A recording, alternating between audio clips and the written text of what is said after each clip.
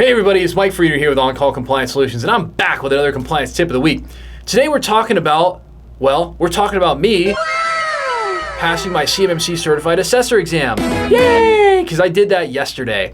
And I actually really don't have a script today, but you know what? Hang out, this is gonna be an awesome video. What I'm gonna do is I'm gonna freestyle, tell you a little bit about my experience, why I decided to actually go out and become a CMMC Certified Assessor, and I'll sort of update you on my journey with that, and just kind of like tell you what's on my mind, because you know what? I think there's probably a lot of other people out there who'd be very interested in this journey along this crazy whole DFARS, NIST SP 800-171, and CMMC adventure that I am on, along with the rest of the people in our company.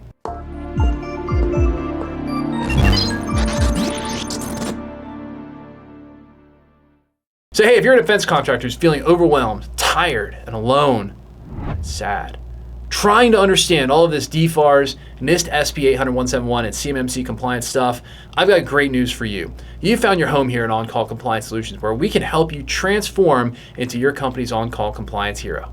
So let's jump into it. I actually did not write a script today. Totally gonna freestyle this one, which just means it's gonna turn out like way better than normal, or just like really much worse than normal, because these things aren't really all that great, but they are sort of entertaining at least. And I do drop some amazing knowledge bombs from time to time. So you're gonna wanna stay to the end of this video, because I've got some knowledge bombs I'm gonna drop. I haven't actually thought of them yet, but they're gonna come out, and we're gonna work on that process as we go along. So here's my little adventure. Beginning of the year, I said, you know, CMMC, it's coming out in 2023, and our job here at On-Call is not to assess companies. Okay, that's not what we do. We have several partner companies who are certified third-party assessing organizations, or C3PAO, or if you're just a Star Wars fan, C3PO. I mean, let's be honest, if they had just made it C3PO, it would have been much more fun, but they probably would have been sued by Disney. So I said, you know what, here's the deal. We literally work with, to give you some ideas here, okay, we're working with 3 to 5 defense companies every single week, one-on-one, hand-to-hand combat, helping them to get compliant, okay? That's a fact. All right, we work with hundreds more every year to help them solve compliance problems, implement managed IT solutions that are actually compliant with DFARS. Again, we have a global managed IT services practice. We have a global DFARS consulting practice. We do DFARS, we do the NIST SP 800-171, CMMC, ITAR, EAR, we do all that stuff, right? If it deals with information security, and if it's in the defense industry, that's our jam. We're the super hyper niche company. There's nobody else really like us on earth. There's some IT companies out there that kind of say they know this stuff. Well, the reality is compliance is actually what you have to know, and that's what we know. And so again, the cool thing is we actually know it all, because again, there's a technology company backing us, but then we in this division focus on compliance. So pretty cool. So if you're wondering why you should actually call us up if you ever needed this kind of stuff, which you probably are because you're watching our videos, here's the reality. We're the only company in the world that is 100% dedicated towards DFARS compliance and everything that comes with it. And if that's the problem you're trying to solve, because by law, you've got to be compliant with DFARS, specifically 252.204-7012, but all of the other DFARS laws that come along with it, or NIST SP 800-171 or CMMC, that's our jam, that's what we do. We have 7 to 8 teams that actually practice this stuff every single day, okay? More RPs and consultants than any other company I know of. So with all that stuff in mind, it's a little bit about who we are. I said, you know what? If our clients are gonna get assessed, I think I better know about the assessment process, and our team better know about the assessment process. And I don't just mean like what's written in SP 800-171A. So if you're really familiar with this stuff, there's a document called NIST SP 800-171A, and that's the actual assessment guide. And so, yeah, there's what's written in there, but like really, when you go through CMMC training to be an assessor, what on earth are they teaching you? What are they telling you? What is it that you should be watching out for? What do our clients that have gone through our preparation process to comply with the law, what else do they need to know about and be prepared for when it comes to actually getting certified? Because this is all brand new, right? There's very few, if any, companies that are actually certified. There's very few, if any, certification processes really even going on right now. And again, it was actually supposed to be sort of released into the wild in 2023. They backed it up to 2024. Now indications are very strong that it's moving through the various branches of government to be approved, and that in 2024 this will 100% be put into action. And if you're not familiar with how government laws kind of work, this is kind of how they work. It's, here's an idea, okay, we're going to implement the idea. The idea is going to be implemented by X date, usually 22 to 24 months, and then somebody pumps the brakes in the government. It takes 3 times as long, and then when it comes out, here's the crazy part, it's immediately adopted and rolled out like a law. So that's one thing I think that's kind of helpful to understand is when it gets rolled out, it's going to come at you like a ton of bricks, and it's probably going to cost you a whole lot of money if you're a company that relies on defense revenue and you don't have this stuff in place. So what are we doing? Well, we're trying to get ahead of this, okay? We were already ahead anyway, but again, I want the certifications on staff. I'm the president of the company. You know what? I'm out there going to actually go get certified, basically as the guinea pig for my company going through this process. So earlier this year, I went out and passed my CCP, CMMC Certified Professional. That's basically you're qualified to be an assessment team member. And I have to tell you that was very, very useful. I actually really liked that course quite a bit. Again, we're not sponsored by anybody, so we won't talk about what licensed training provider. I don't want to bias the marketplace or anything. But again, we were super huge fans of the people that we went through. And if they'd like to sponsor this video, they can call me up and I'll be happy to re-inject my name, or excuse me, their name right back into the video. But meanwhile, look, they're all licensed training providers out there. I figure they're probably all about the same. The material's got to be approved by the Cyber AB anyway. Went through CCP. Is about a 3.5-day course. I'm actually like the worst student on earth. And basically I passed. So that's good. They did a good job, in my opinion, prepping me. And I learned quite a bit. I learned a lot about the focus on written policies. I learned a lot about some of the procedural stuff.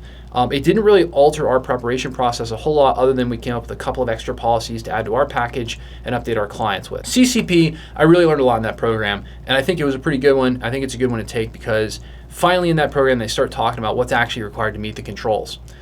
Now, certified assessment team member, cool. Let's go, right? So then I said, all right, cool. Next up, let's go be a lead assessor. So I scheduled a course, went in for my CCA. CCA was quite different, in my opinion. I think I did not learn very much at all, to be really honest. That doesn't mean the class wasn't good, but you're required, in order to get these certifications and tests, you have to go through a licensed training partner. Okay, fine. I'll pay the Cyber AB tax. No problem at all, right? That's just part of the process, whatever. Went through the course, didn't really learn a whole lot new because I think I learned most of what you really need to learn in the CCP course as far as the controls go. More, I learned the formality of how the actual assessments are completed. Basically, there's a ton of templates that the Cyber AB puts out there for use. There's a certain structure that has to happen. And I think the biggest thing that I really learned is that if you're a company seeking assessment, or seeking a certification, right? Because it's OSC, organization seeking certification. That's the lingo, speakity the lingity, right? That they use. Basically, the biggest thing that I can tell you is this: there's like 4 phases, and the first phase is obnoxiously long, even though they say it can be done in days. I don't really think it's getting done in days. And it's where the assessor essentially goes, all right, show me all your cards, tell me what's really going on. We're going to kind of give you a little bit of feedback on whether you can meet or not meet these controls. We can't tell you how to fix it. That's kind of the biggest pain in the butt. They can't tell you how to fix it because they're the ones assessing you, but they can basically tell you, hey, I don't think this is going to fly. We should cancel this whole process right now and start over. And then, if you have enough evidence and the evidence that they're looking for, then, okay, we'll move to phase 2, which is the actual assessment. I'm not going to go through like the whole everything that I learned, but I will tell you 2 things. One is if you're looking to get your CCA, I think right now there's like less than 250 people in the world that have this, okay? I'm very fortunate to have passed the test on the first try. It's probably the hardest formalized exam I've ever taken, all right? Forget college, like they just ask some really random, obscure questions. Every question is designed to trick you, and every question is like a whole paragraph. To be really honest with you, I don't know if I just, have memory issues or whatever it may be, but I can't read a paragraph apparently one time and actually consume that level of knowledge. Apparently I have to read it like 5 times, and as a result, I actually took 3 hours and 47 minutes to pass this stupid test, and I didn't really even get a chance to go look over my answers. I mean, I tried for like 10 minutes, gave up, and hit the submit button. Another person in my class also had similar feedback. It took them all 4 hours to take that test. So my number 1 piece of advice is if you're going to actually go through the CCA certification, you should really use the bathroom right before you walk in the room. It's very key. Maybe the most important part to becoming a CMMC Certified Assessor is use the bathroom before the test, because it's a really awkward procedure I hear if you actually get up and leave the testing room. It might be a cavity search involved there. So anyway, test was super obnoxious. Now, here's another thing that's super obnoxious. You pay this money, you take the test, you go, you pass the test, you're thanking God, and then you're like, crap, there's 2 more steps. 1, there's an invisible cloak and dagger scheme called suitability.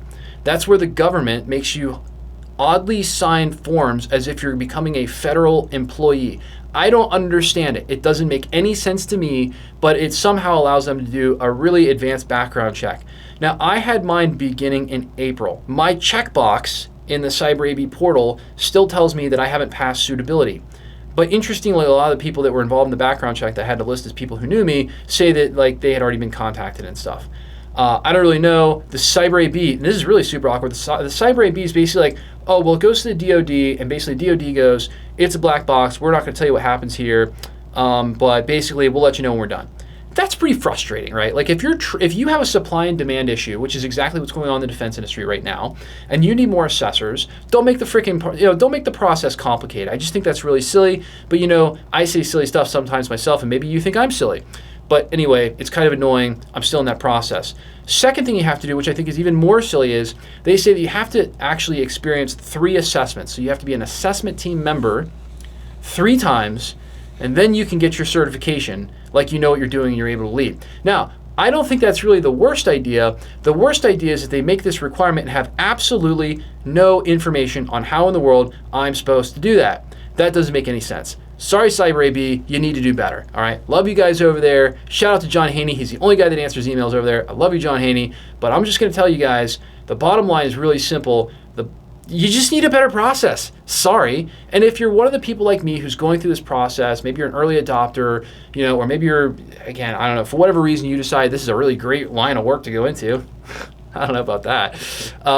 Or maybe you just are like us and you really care about the country and you want to help defense contractors actually be more secure, avoid ransomware, and keep our guys on the front line safe. That's why we do it. Ultimately, at the end of the day, I just really think there should be a better process there. So 1, total ambiguity once you pass the test. You have no freaking clue what to do, and you're still not certified even after paying the money, studying really hard, and passing the test. That's frustrating. I'm putting that out there because hopefully somebody will see this video and they'll actually do something about it. I don't know, just my 2 cents. Meanwhile, the next part is, why in the world is a competitor going to hire me, the president of my company, probably one of the largest, if not the largest consultant on the preparation side, to go and learn all of their tips and tricks for doing assessments? I don't know, but Mike Frieder will work for free, baby. Call me up. I'm for sale. I need 3 assessments, and I'm working for free. Just pay my travel. That's it. That's all I'm asking you to do. So if you're a C3PA out there and you want absolutely free labor, call me up. I need 3 assessments, and I'll do it for free. You heard it here on YouTube, so I can't take it back. And I don't work for free normally. I'm usually very expensive. Very expensive. But I'll work for free this time. I don't know. I don't have a better way to do it, guys. Are you going to have to work for free if you go get your CCA? Probably. You're probably doing like everybody does. When you go in, you go through boot camp and you eat crap, right? That's what you do. So you know what? I'm ready to eat crow because I want to go hang out and see what assessing is like. Why are we doing this again? The ultimate reason really why is because I will do anything to help our clients. Really, I will. I believe in the idea of what is being done here with CMMC, with DFARS, NIST SP 800-171. I can tell you from hands-on experience, most defense contractors have no idea what they're doing when it comes to cybersecurity. Even heavily seasoned, very experienced IT people, cybersecurity still is not always their focus of their career, and it is for us. All right, we secure massive enterprise networks at On-Call. We also secure little guys too.